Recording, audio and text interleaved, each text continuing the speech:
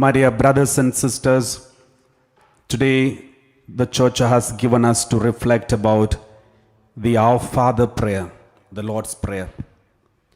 And some time back we had in one of the homilies here on the live streaming, we had discussed about the theological aspects of the Our Father prayer, the true meaning of the Our Father prayer. One by one, every word was discussed.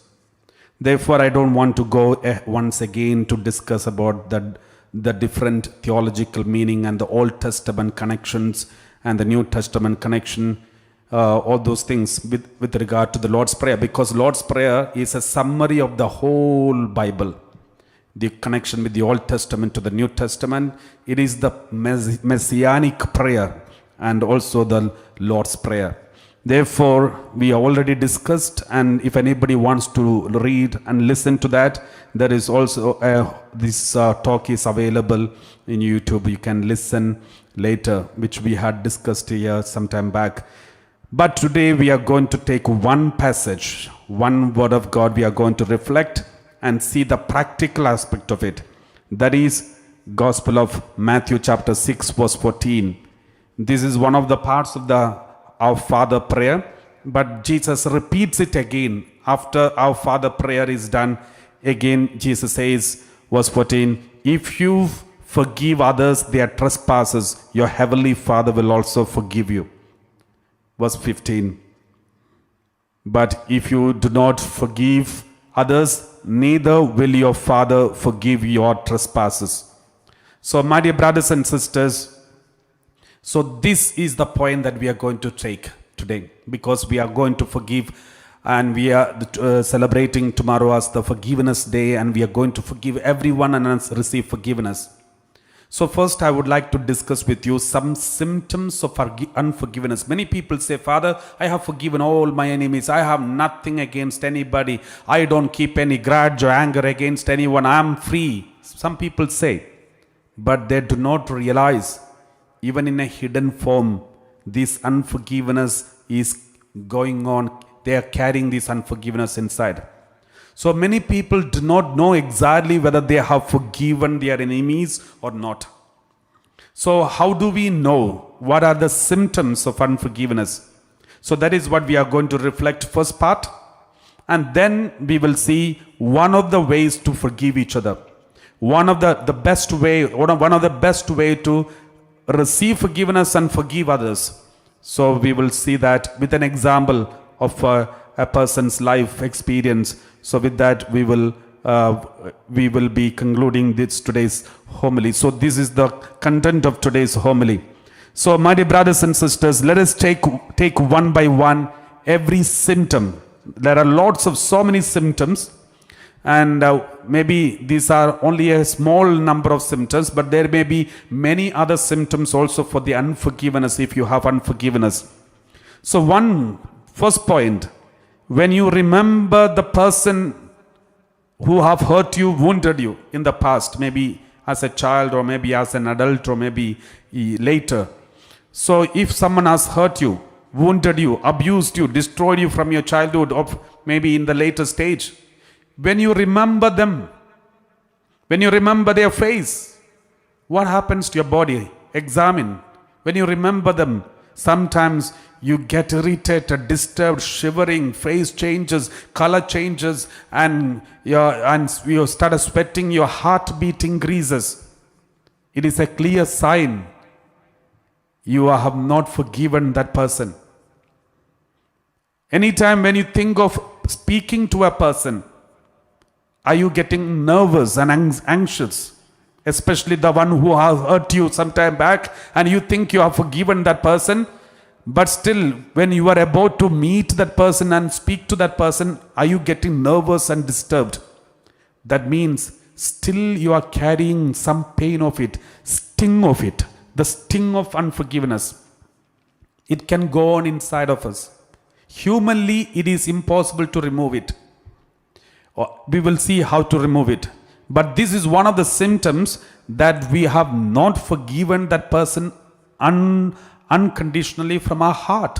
Maybe physically we see them, greet them, smile and speak to them. But inside, from our heart, we have not forgiven. That's why these reactions in our body. So this is one symptom. So the second symptom of the unforgiveness, after that negative experience you had with that person, maybe the person who hurt you, abused you, wounded you, destroyed you or cheated you or anything, after you had an unforgiveness or a hurt feelings from that person, after that incident, your whole behavior changed. Your attitude, your reactions, your way of speaking, your life changed.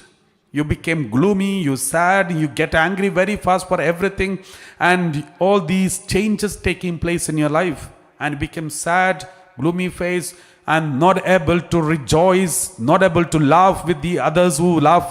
So that has affected you, and it's still continuing. You have not recovered, not forgiven that person unconditionally from your heart. So that is the second symptom.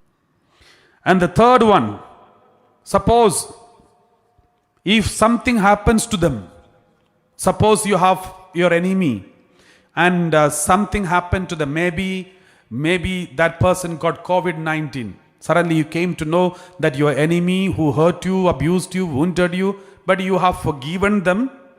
You think that you have forgiven them, but that person, has got COVID or some other sickness, something, then suddenly you feel happy inside. If you feel happy in the fall of your enemy, whom you think you have forgiven, that means you have not forgiven. Still you enjoy in the pain of the other person. Still you wish that person to go through some tragedy or pain. That's a clear sign there is unforgiveness is still there inside of you. So we need to repent. We need to forgive these people from our heart. So that is one symptom. That is the third symptom. And then the fourth one, suppose you pray for all your neighbors. Every day when you recite the Holy Rosary, you pray 1 decade for or different people whom you don't know. You pray for those who are those who are persecuted Christians. You may be praying for people in America, people in Africa, people in Europe, many other people, many other place. You don't know them. You have no connection with them, but still you are ready to kneel down and cry and pray for them all of the Holy Rosary. But then suddenly God reminds you about your enemies. Your enemy who hurt you, wounded you, insulted you, but you think you have forgiven them. But then moment God reminds you your enemy, suddenly you want to pray for them, but at the same time you don't want to pray the whole 1 decade of the Holy Rosary only for them, because in case if God takes it very seriously and bless them, so we will make sure to say 1 Hail Mary. But for those unknown people, we are ready to pray whole mystery, the whole decade of the Holy Rosary.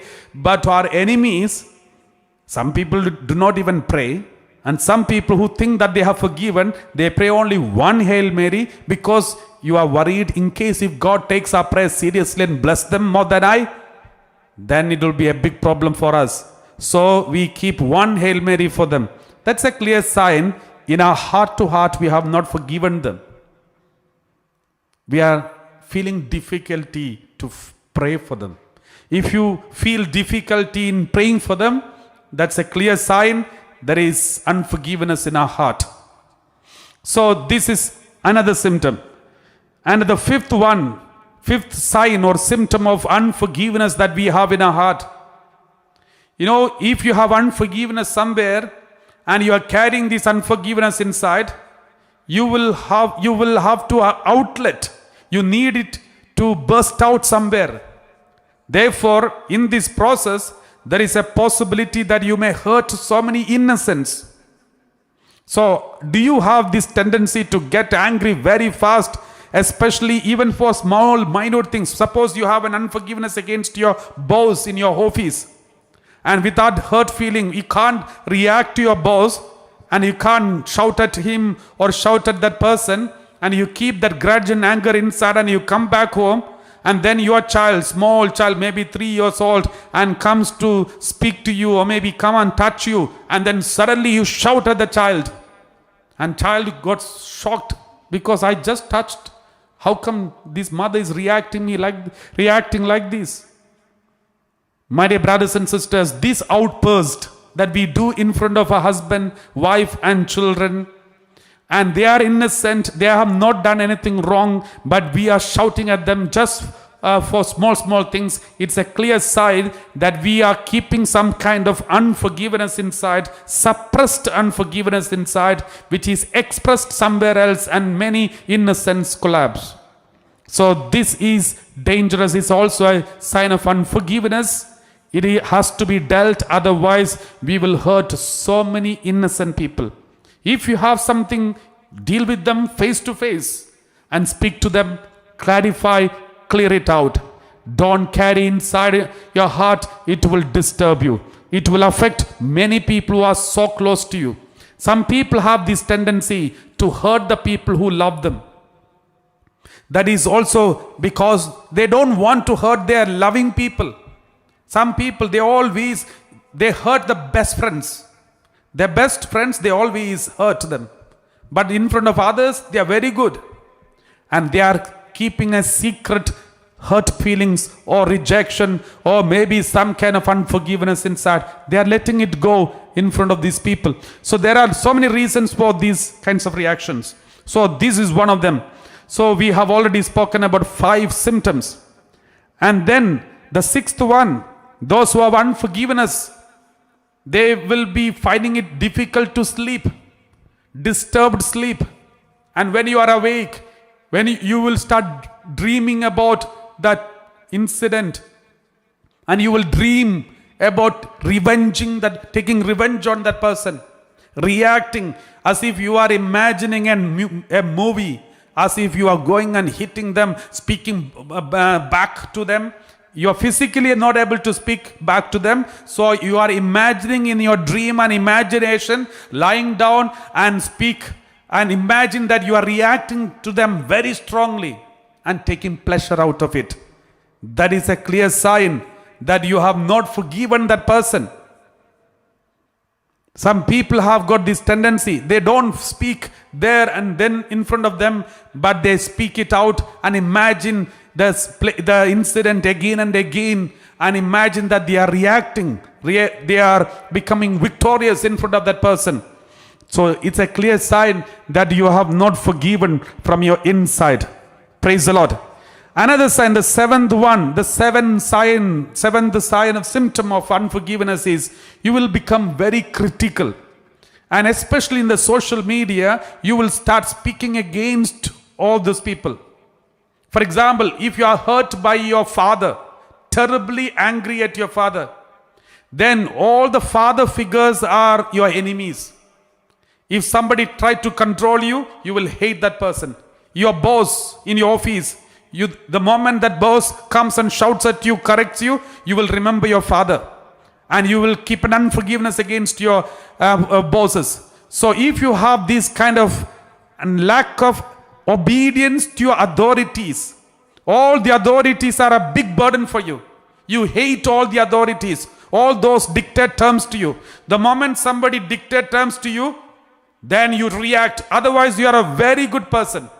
But if somebody commands or dictate terms to you, you cannot control. You will go out of control and react badly. That means you carry a father wound inside. There is a wound that is affecting you, unforgiveness inside. I have seen many people, very good people, otherwise very calm and quiet and very loving. But the moment we start just commanding or just saying something very authoritatively, they will react very badly. So my dear brothers and sisters, this is a clear sign of a kind of father wound inside. They are carrying a suppressed wound inside. So this is one sign or symptom of unforgiveness. So we have already discussed about 7 wounds. And also those who have these wounds, if you just check, For example, in the social media, Facebook and other areas, for small good videos or for good things, the way we react, the terrible, hurting, wounding, attacking comments, the moment you see that, it's a clear sign that person is a wounded person. That is why he doesn't mind wound everyone, and so badly and publicly. So that is a clear sign that person is carrying lots of unforgiveness and he is letting it out through the social media. Maybe if someone has got some kind of hatred to God because something negative happened, maybe their beloved father or mother or maybe husband or wife died unexpectedly, and now they are so angry against God. They hate God because they think God is responsible for the death of that person. And as a result, they hate God, they hate religion, hate anything connected to God, hate priest. All those who hate God will surely hate the priest, because the priest stands in the place of in the place of God, represents God here on earth, and they stand for God and word of God. Therefore, all those who hate God will surely hate priests. I've seen many people irrationally hating priest without any reason. They may not have come across any priest in their life, but still they hate, and they write down all the rubbish and all the dirty comments about all the priests in the social media and post it without any prick of conscience, because somewhere something that they are carrying, some unforgiveness against somebody, most probably against God.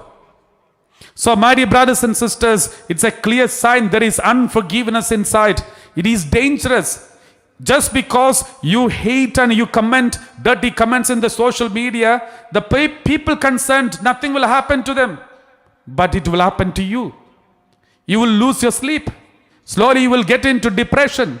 You will get different type of sickness, back pain, and even cancer. And many other, it is medically proved that uncontrollable or unforgiveness, suppressed unforgiveness is creating even cancer and many other sicknesses in the body. So forgiveness is the best option. That is the only option that is needed for us, because God forgave us unconditionally. Now we ought to forgive others from our heart. That we are examining whether we have forgiven our enemies from our heart, and now we come across through these symptoms that we have not forgiven completely from our heart. So there are 7 symptoms I already spoke, and the 8th one, it will be difficult to accept God's love for the sinners, and also it is difficult to pray. We can't, if you have unforgiveness inside, it is very difficult for us to pray. Even if you pray, you will not feel any love of God. You will not feel emotionally attached to God. Some hidden wall will be there always. You try your best to pray. You may do many penances and many things, reciting rosaries, reading Bible, so many activities, but you will see a hidden wall in front of you. You must be wondering why I'm not feeling that intimacy with God, no love of God, no feeling in the presence of God, because there is something blocking you, a hidden wall. And this hidden wall is one of the reasons. There may be many reasons. One of the main, most important reason is unforgiveness, hidden unforgiveness. We read Hebrew chapter 12 verse 15. Hebrew chapter 12 verse 15. We read like this: see to it that no one fails to obtain the grace of God, that no root of bitterness springs up and causes trouble, and through it many become defiled. If there is a root of bitterness, you may not even realize, you may not even know that there is a root of bitterness. But if there is a root of bitterness, it will spring up and causes trouble in your spiritual life, in your relationship, in everything. It will cause trouble. And through this root of bitterness which is hidden inside, you become defiled. I will become defiled. My body become defiled. With a defiled body, how can I have experience of God? If my body is defiled, how can God come and take control in my family? If there is anything indecent in me, how can God will be there? God will depart from me. Deuteronomy 23 verse 14. Deuteronomy 23:14. Because the Lord your God travels along with your camp to save you, to hand over your enemies to you. Therefore, your camp must be holy. Your camp, your body, your house, your family must be holy, so that he may not see anything indecent among you and turn away from you. If there is anything unholy, God cannot come and take control of us. Therefore, that is why many people are into prayer, but there is a hidden wall blocking them from intimacy of God. Praise the Lord. So this is very important, my dear brothers and sisters. So 8 symptoms we have already discussed. Now the 9th one, you will be happy when people gossip about them. Suppose you have an enemy whom you hate, whom you have forgiven. You think that you have forgiven, but somebody comes and speak against them. You will enjoy. And you will you may keep quiet, but at the same time, you take happiness and pleasure inside when that person speaks against your enemy, whom you think you forgive. You are not able to justify the other person. Even when you know that this gossip is wrong, the content of the gossip is wrong. Even if you know, you will keep quiet if you have unforgiveness inside of your heart. My dear brothers and sisters, this is the ninth symptom. If there is any gossip, if somebody gossips against those people, you will encourage them secretly in a hidden way. Even when you know the content of the gossip is wrong, but still you will not justify those enemy, but you will just allow this person to gossip. If possible, you will refuel it. You will add some more diesel and petrol in it, so that let it boil and burn and consume the other person. And if possible, spread it through WhatsApp and Facebook, saying this person said so and so about this person, and you say I am not involved. So this is the kind of a hidden way of taking revenge. It's a clear sign there is still unforgiveness in our heart. My dear brothers and sisters, that is the 9th symptom.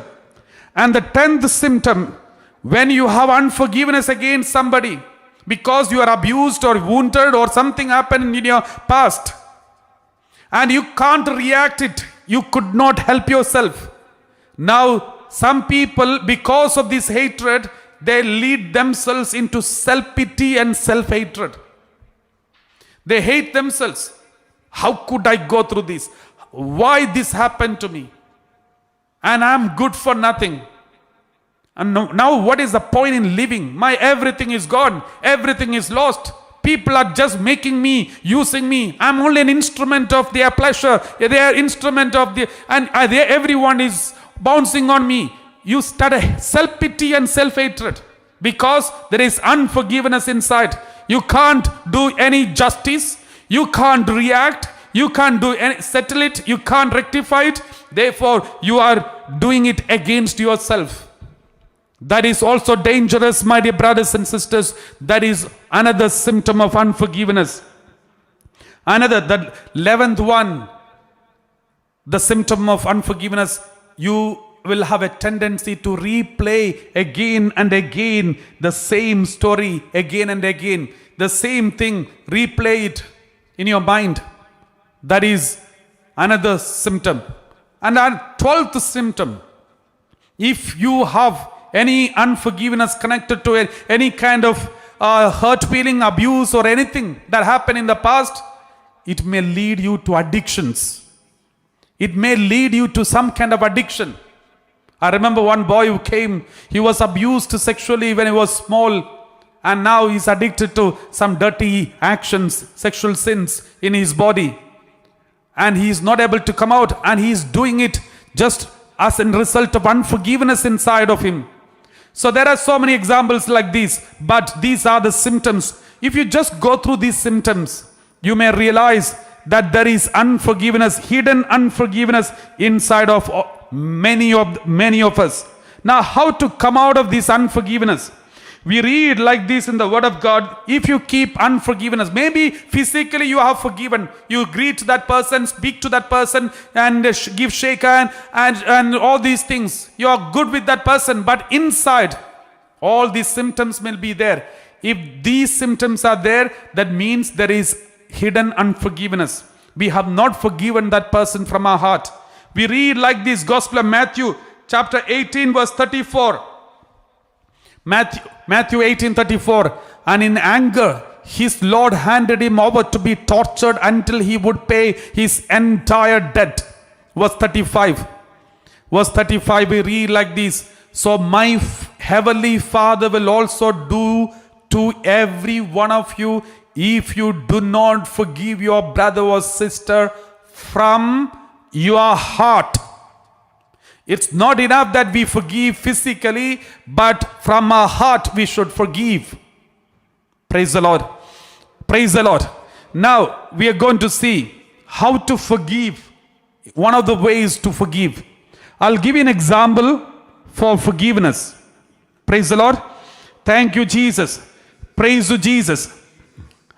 Okay, before that, let me read one of the passages from the Bible. 1 John chapter 4, verse 20 and 21. And hate their brothers and sisters are liars. They are lying.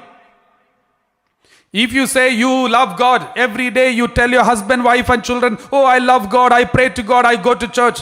But you're not talking to your mother. You're not talking to your father. You're not talking to your siblings. You're not talking to your neighbors. You're not talking to your person you meet in the church.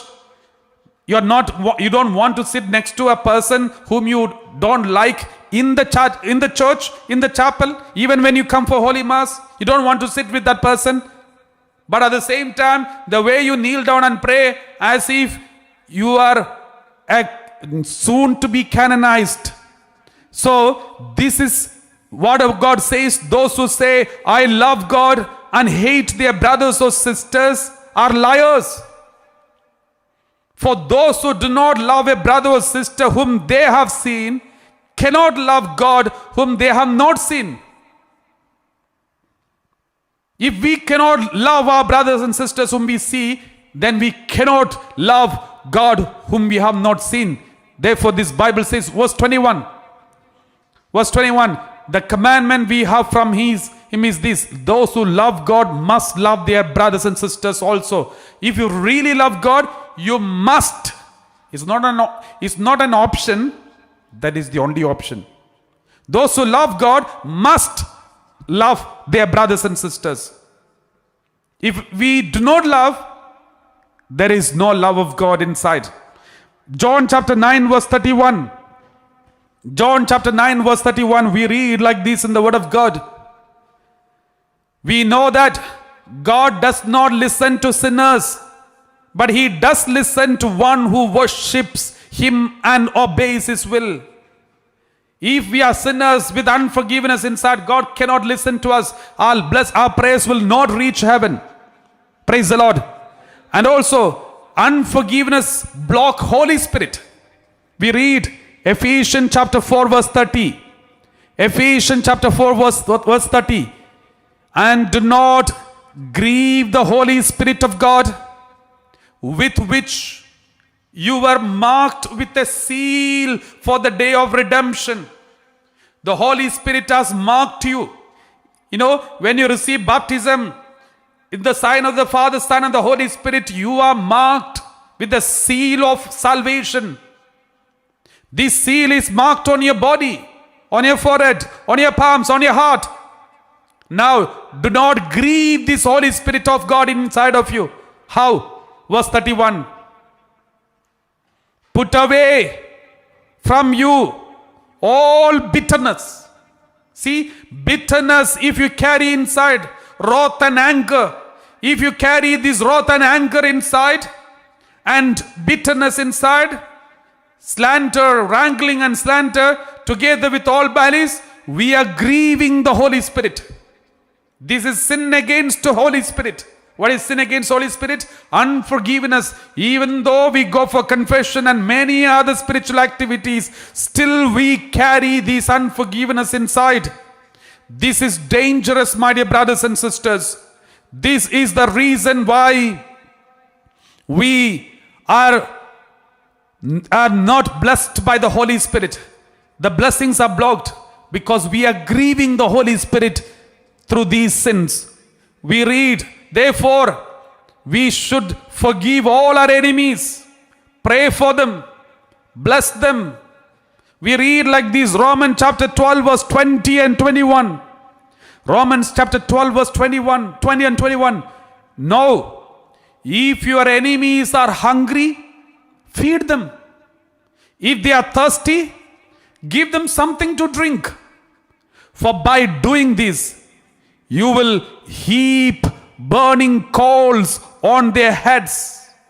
See, on their heads you are keeping burning coals. Just imagine, suppose you are carrying burning coals on your head. You can't even stand or sit or cry or laugh. You can't do anything because you are carrying coals of burning coals on your head. It is terrible. If somebody, when you forgive your enemy who hurt you, wounded you, abused you, you just give them food. If they want food, if they want money, give them money. Even if you don't have, please make sure that you give them, because by doing so, you are going to receive mighty blessings and you are keeping coals of fire on their head. It will lead them to repentance. Verse 21, therefore, for eye for an eye, please don't do. So do not be overcome by evil, but overcome evil with good. Praise the Lord. Praise the Lord. John chapter 14 verse 24. John chapter 14 verse 24. John chapter 14 24 we read, whoever does not love me does not keep my words. And the word that you hear is not mine, but is from the Father who sent me. Who does not love me does not keep my words. Those who do not forgive. The Lord says, I have told you many times, even from the Mount Calvary just before death, forgive them, forgive. 770 times forgive. I told you to forgive your enemies. Always, even in the daily Our Father prayer, Lord's prayer, this message is contained. But still, if you do not keep my words, let me tell you, you do not love me. The Lord is telling us, my dear brothers and sisters, all the Christians who keep unforgiveness inside, the Lord says, you do not forgive, you do not love me. You may be Christian, you may be following me, but you do not love me. Therefore, if anyone has got unforgiveness inside, that person is keeping evil spirit inside. You are preparing a beautiful guest room for the evil spirit. Anyone who keeps an unforgiveness inside, that means you are welcoming and keeping a guest room in your heart for the devil to stay permanently there until you forgive. The day you forgive unconditionally from your heart, this guest room of the devil will be chased out and will destroyed, and devil will be out. Until then, you are carrying and feeding and keeping a devil in your heart. Ephesians chapter 4 verse 26 and 27. We read like this, be angry, but do not sin. When there is a need for anger, but do not sin. Do not let the sun go down on your anger. And do not, if anybody keep anger and hatred inside against anybody, you are making a room for the devil. Do not keep anger and hatred against anybody and make a room for the devil inside of your heart. Do not make room. This room, if you give a room for the devil is a cunning, crooked and deceiving fellow. Once he get inside of your heart, he will take control of you. One by one, every area of your life will be controlled by devil. Every good actions which you used to do will slowly stop. Every prayer which you used to do, you will stop. Every compassion, mercy, forgiveness, charity which you do will be stopped. You are going to the church and regular holy mass and confession, you will stop. One by one, you will be controlled. And slowly, your family also will be disunited. There will be divisions in your family, because this devil, once he come inside, he will prepare other rooms so that all his family members also should be brought to your heart. That is why God says, do not make room for the devil. If you have any anger inside, hatred inside, you are preparing a room, a guest room for the devil inside. 2 Corinthians chapter 2 verse 10 and 11. Again Saint Paul says, 2 Corinthians chapter 2 verse 10 and 11 we read, anyone whom you forgive, I also forgive. What I have forgiven, if I have forgiven anything, has been for your sake in the presence of Christ. Saint Paul says, anyone you have forgiven, I also forgive them. If anybody has hurt you and you forgive them, I also forgive them. Why?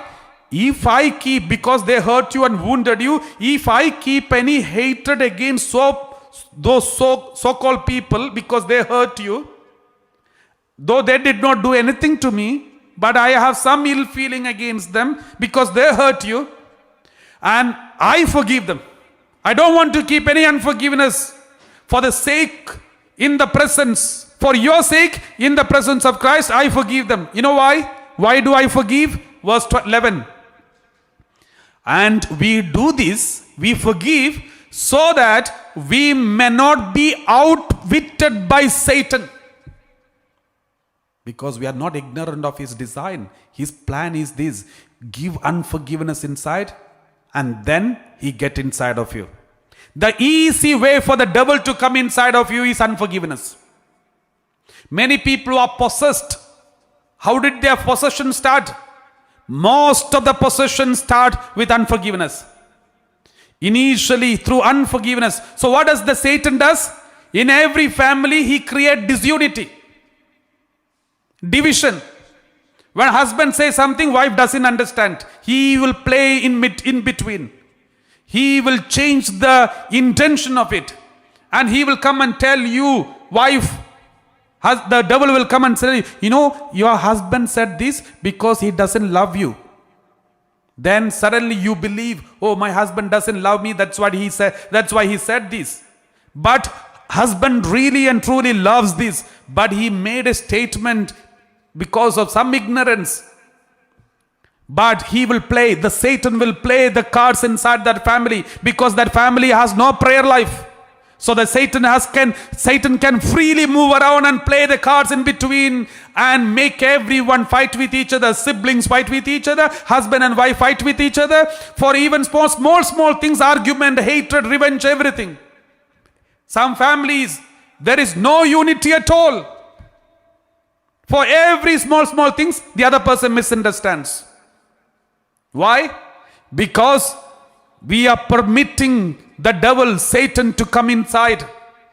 Therefore, St. Paul says, please make sure, don't keep any unforgiveness. Those people whom you forgive, I also forgive. Because we do this so that we may not be outwitted by Satan. Satan is cunning, crooked. He is moving around. He wants to take foothold in my heart and in your heart.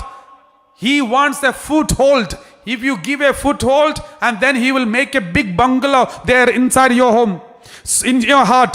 So don't give foothold for the devil, Satan.